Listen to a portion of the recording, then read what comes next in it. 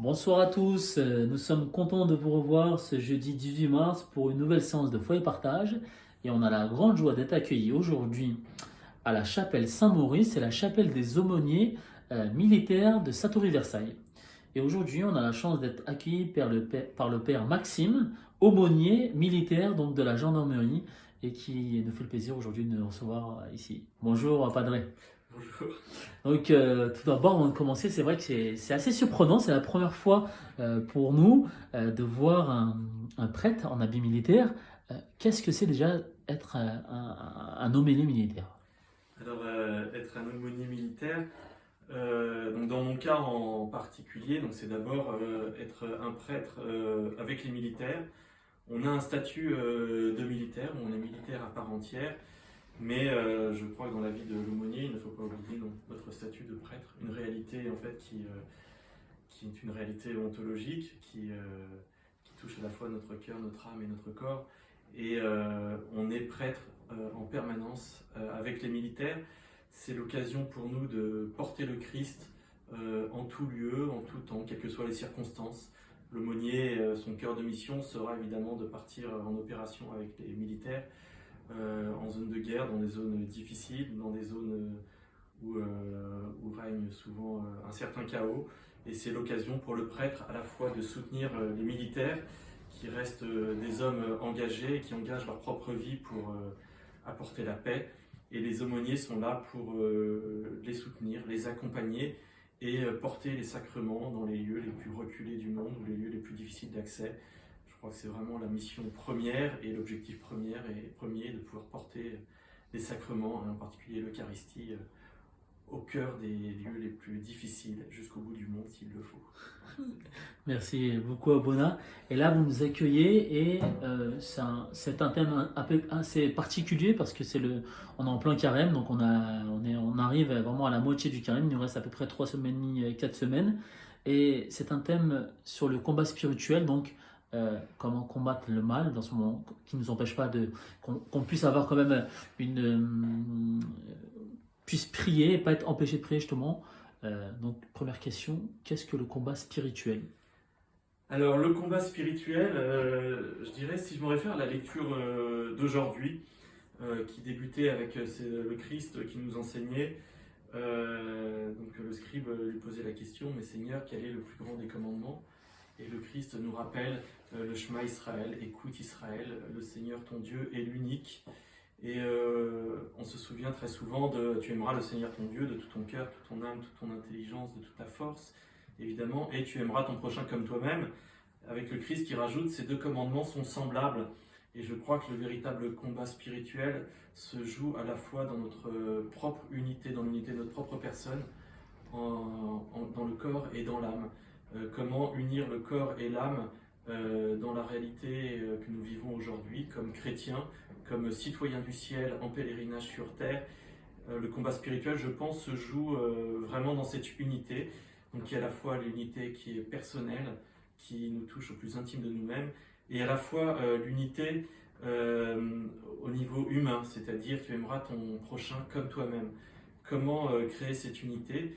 Et cette unité, le Christ en fait nous le rappelait ce matin, se fonde véritablement dans le Christ lui-même, dans le Dieu Trinité.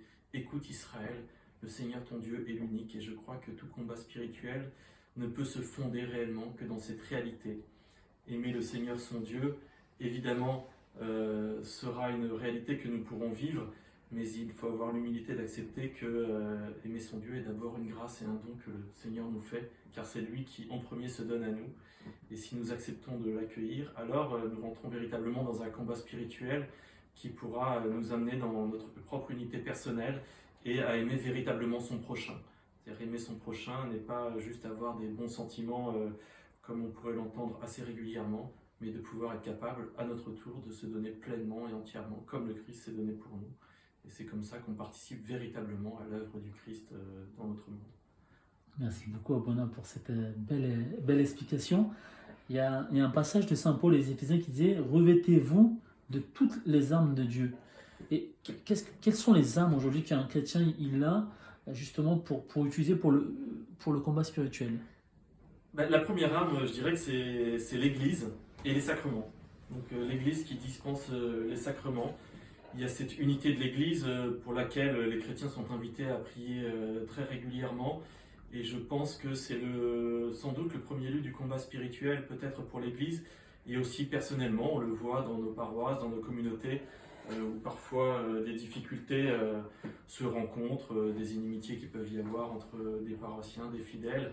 Et Saint Paul lui-même vient régler des difficultés dans les communautés d'Éphèse, de Corinthe, entre les différents membres de la communauté. Et il y a d'abord cette unité-là qui est un travail toujours très difficile et souvent très, très, très passionné, parce qu'il va souvent toucher, finalement, il va nous toucher au plus intime de nous-mêmes, il va nous toucher au cœur, parce que ça va toucher les questions liturgiques, les questions sacramentelles. Quand donner le sacrement, quand se rendre au sacrement, comment s'y rendre, comment apporter le sacrement. Chacun aura son avis sur la question, évidemment, mais la première arme sera évidemment l'Église avec ses sacrements et peut-être l'obéissance à l'Église. Je crois que c'est vraiment un lieu particulier dans lequel spirituellement chacun pourra grandir véritablement, et l'obéissance est peut-être le lieu où notre humilité va être le plus souvent secouée et parfois même balayée, mais le Christ le dit à la fin de l'évangile d'aujourd'hui, c'est si on trébuche, c'est toujours lui qui viendra nous relever. Donc il ne faut pas craindre d'avancer, mais continuer à marcher vers cette unité. Les autres armes, évidemment, je dirais qu'il y a la prière personnelle, évidemment, qui va être un lieu d'unité pour nous-mêmes, un lieu de rencontre et d'amitié avec le Seigneur. Il y a Sainte Thérèse d'Avila nous dirait que l'oraison est le lieu par excellence où on entrera, elle le dit elle-même, dans un commerce d'amitié avec le Père ou avec le Christ, et c'est peut-être le lieu où on va pouvoir fonder notre relation au Christ afin de pouvoir véritablement nous tourner vers les autres et les reconnaître véritablement comme frères. Il y a un combat là qui se joue pour chacun de nous qui est très important, et la Vierge Marie sera toujours un secours évident, essentiel, et que je pense que beaucoup de chrétiens devraient se confier plus facilement à la Vierge Marie pour l'appeler au secours, car elle saura toujours venir nous chercher là où nous sommes, afin de nous conduire vers le royaume du ciel, tous ensemble. Père Bonin, et on dit souvent le combat spirituel est le chemin vers le salut. Qu'est-ce qui vous inspire cette affirmation? Le combat spirituel, évidemment, oui, est un chemin, ça paraît presque évident de dire ça, parce que le combat spirituel, donc c'est le Christ le premier qui va le mener pour nous, puisque c'est lui qui vient nous chercher dans le monde, dans notre mort, en fait. C'est vraiment ça, le Christ vient véritablement nous chercher dans la mort. Et là, il y a un combat spirituel que saint Paul appellera autrement, il faut tuer l'homme ancien pour revêtir l'homme nouveau. Et c'est vraiment ça, se laisser renouveler par le Christ.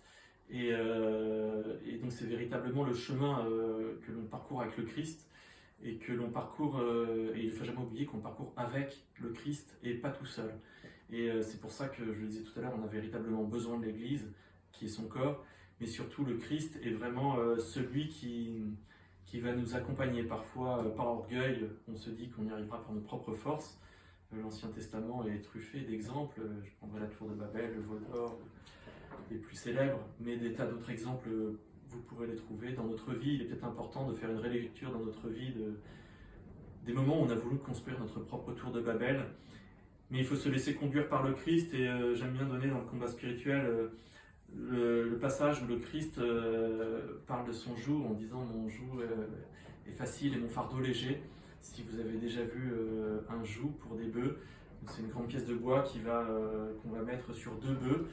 Et si nous sommes les bœufs, le Christ est l'un de ces deux bœufs. Si l'un des deux n'avance pas, eh bien l'autre tournera en rond. Et voilà, le Christ non seulement ne partira pas sans nous, il reste avec nous quand nous piétinons, mais c'est lui qui va nous permettre d'avancer tout droit. Et si nous voulons avancer droit, eh bien il faut avancer avec lui.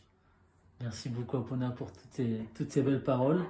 Et vraiment, vous avez bien expliqué ce qu'était le combat spirituel. Donc à tous ceux qui sont regardés, on vous souhaite une superbe, donc un très très bon moment là pour préparer le carême. Là encore là, il nous reste 3 semaines et demie avant la montée du Christ vers Jérusalem et fêter sa résurrection. Donc on vous dit à très bientôt, le mois prochain, pour un nouvel épisode de Foi et Partage. En attendant, faites attention à vous. faites attention à vos proches et vive le Christ roi. Au revoir. Au revoir.